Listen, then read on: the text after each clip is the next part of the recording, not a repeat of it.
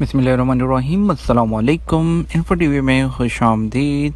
आज 6 सितंबर 2020 बरोज़ इतवार सऊदी अरब की शाम की खबरों के साथ मैं हूँ वसीम। अगर आप भी सऊदी अरब के हालात से बाखबर रहना चाहते हैं तो वीडियो को मुकम्मल देखिए, चैनल को सब्सक्राइब कीजिए, साथ में मौजूद बेल आइकन प्रेस कीजिए ताकि आप तक बर वक्त खबरें पहुँच सकें। आज शाम की पहली खबर शामिल करेंगे।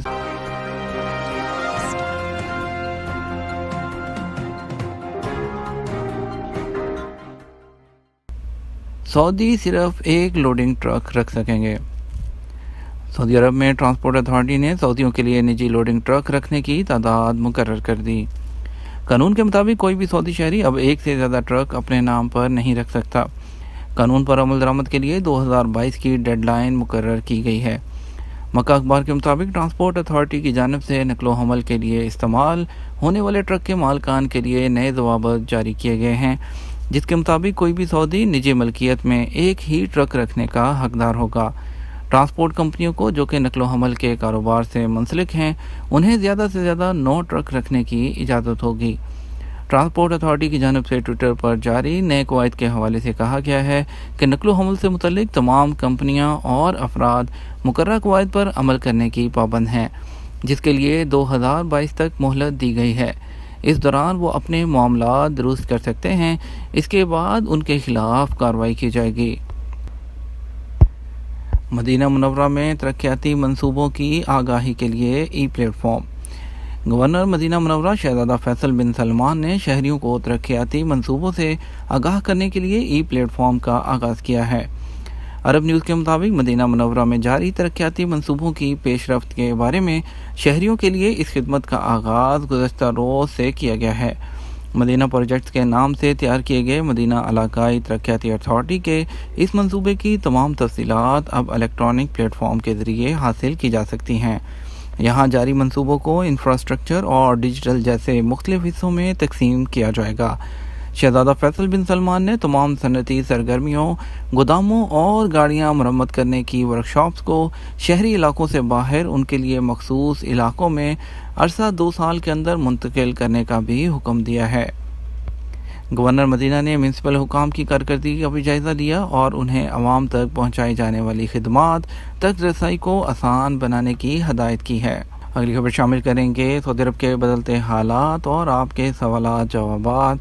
कोरोना वायरस की वजह से सऊदी अरब में अभी तक इंटरनेशनल फ़्लाइट्स पर पाबंदियाँ आयद हैं, ताहम इस बारे में हतमी तौर पर यह नहीं कहा जा सकता कि कब तक नॉर्मल फ़्लाइट्स बहाल होंगी। इस सिलसिले में सामीन के सवालात और जवाबात का सिलसिला जारी है, तो अपने जितने भी हमारे गैर मुल्की भाई हैं वो अपने सवालात जवाबात भेज रहे हैं, जिनको मुतल्लिका जो है इदारों के साथ आपके जवाबात को आप तक पहुँचाया जा रहा है। शाहद अली का सवाल है कि सऊदी अरब से जो अफराद कोरोना बहरान में वापस जा रहे हैं उनके वीज़े ख़त्म हो गए थे, क्या दोबारा नए वीज़ों पर आ सकते हैं? कोरोना बहरान की वजह से हालात यकदम तब्दील हो गए हैं, क्योंकि सऊदी अरब में बैनुल-अक़वामी सफ़र अभी तक बहाल नहीं हुआ।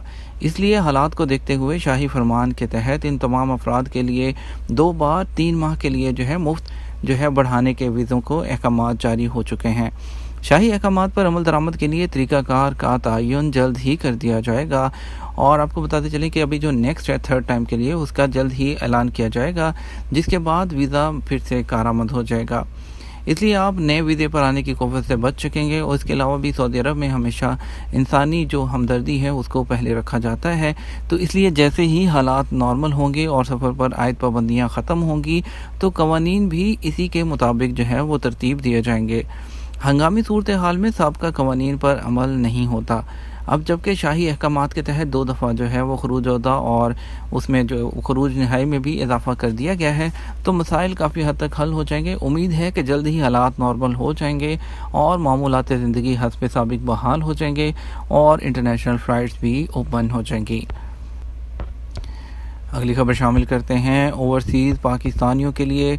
पाकिस्तान की वफाकी हुकूमत ने बैरून मुल्क मुकीम पाकिस्तानी वर्कर्स से मुतल्लिक मुल्क की पहली national immigration and welfare policy तैयार कर ली है, जो इस माह के आखिर या अक्टूबर के पहले हफ्ते में काबीना में पेश कर दी जाएगी।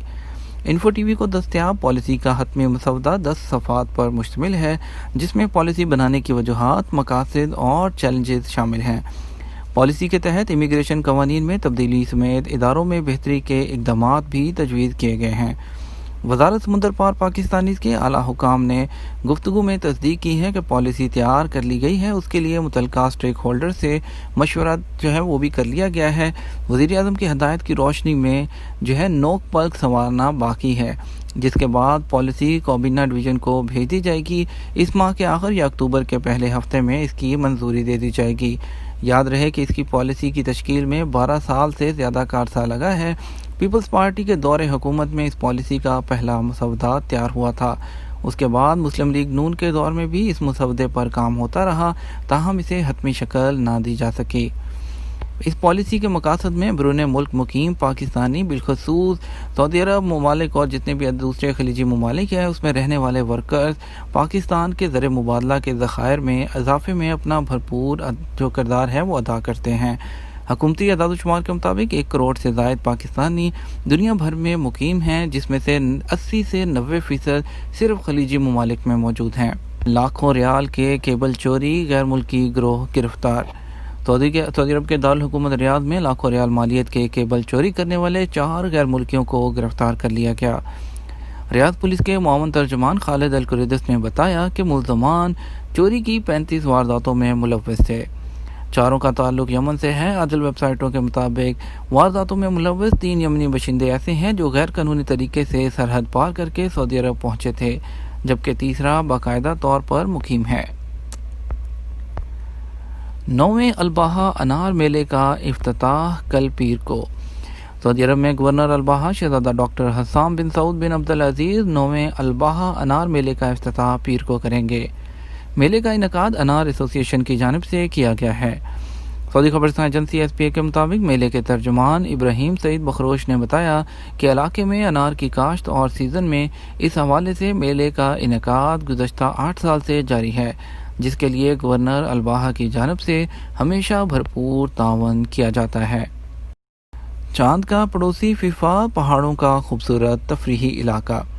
سعودی عرب کے جنوب مغرب میں واقع اسیر ریجن میں واقع فیفا کے پہاڑ ایک ایسا سیاحتی مقام جسے چاند کا پڑوسی بھی کہا جاتا ہے۔ عرب نیوز کے مطابق سطح سمندر سے 2000 میٹر سے زائد بلندی پر واقع اس پرفضا اور انوکھے مقام پر بادلوں سے اوپر بل کھاتی سڑکیں جو ہر تھوڑی دیر بعد انہی بادلوں میں چھپ جاتی ہیں، انتہائی خوبصورت نظارہ پیش کرتی ہیں۔ اس علاقے میں مختلف باغات، حیرت انگیز ڈھلوانے، پیدل چلنے اور مہم جوئی کرنے والوں کے لیے انوکھے تجربے کے ساتھ ان کے خوابوں کی تعبیر جیسی ہیں۔ جازان کے قریب موجود سب سے اونچا پہاڑی مقام الابسیہ ہے، جو شمال اور مغرب میں دہمد اور جوورہ کی وادیوں سے گھرا ہوا ہے۔ بچوں کو صحت بخش غذا کی طرف کیسے راغب کریں؟ سعودی محکمہ شماریات نے کہا ہے کہ 5 سال سے کم عمر کے 8% بچے غیر معمولی موٹاپے میں مبتلا ہیں۔ سعودی محکمہ شماریات نے کہا ہے کہ 5 سال سے کم عمر کے 8% بچے غیر معمولی موٹاپے میں مبتلا ہیں، جبکہ 5% کمزور ہیں۔ بیشتر مائیں اپنے بچوں کو غذا کے سلسلے میں غلط طور طریقے اختیار کر رہی ہیں۔ البتہ اخبار کے مطابق ڈاکٹر وجدان العبد الکریم نے بتایا کہ بعض مائیں بچوں کو صحت بخش غذا کھلانے کے لیے غلط حکمت عملی پہناتی ہیں۔ مطلب وہ بچوں کو کہتی ہیں کہ اگر ہم نے فلاں چیز کھائی تو تمہیں یہ انعام دیا جائے گا اور نہ کھایا تو سزا دی جائے گی۔ اس سے بچوں کی نفسیات بگڑ جاتی ہیں۔ بچے انعام کا سن کر صحت بخش غذا کو ناپسندیدہ سمجھنے لگتے ہیں۔ ماؤں کو یہ طریقہ کار تبدیل کرنا چاہیے۔ انہوں نے کہا کہ بچے گھر والوں کے ساتھ بیٹھ کر کھانا کھائیں، انہیں الگ سے کھانے کی عادت نہ ڈالی جائے۔ 2021 کے وسط تک کرونا ویکسین ممکن نہیں، WHO۔ عالمی ادارہ صحت کا کہنا ہے کہ وہ ایسی کسی ویکسین کی توثیق نہیں کرے گا جس کا محفوظ اور مؤثر ہونا ثابت نہ ہو گیا ہو۔ ادارے کا یہ بھی کہنا ہے کہ 2021 کے وسط تک وائرس سے حفاظت کا ٹیکہ یا ویکسین آنے کی کوئی امید نہیں کی جا سکتی۔ خبررساں ادارے AFP کے مطابق اقوام متحدہ نے اس بات کا خیر مقدم کیا ہے کہ ویکسین جن افراد پر ٹیسٹ کی گئی ہے ان میں سے ہزاروں اس کے فائنل مراحل تک پہنچ گئے ہیں۔ یہ تھا ہمارا آج کا نیوز بلیٹن۔ مزید خبروں کے لیے آپ رات 12 بجے کا نیوز بلیٹن دیکھیے گا، کیونکہ اس میں آپ کو ملیں گی آپ کے اقامات، چھٹی، جوازات، انٹرنیشنل فلائٹ اور اسپیشل فلائٹ سے متعلق تمام اہم خبریں۔ اس کے ساتھ ویڈیو کو زیادہ سے زیادہ لائک اور شیئر کیجیے گا۔ آپ کے قیمتی وقت کا شکریہ۔ السلام علیکم۔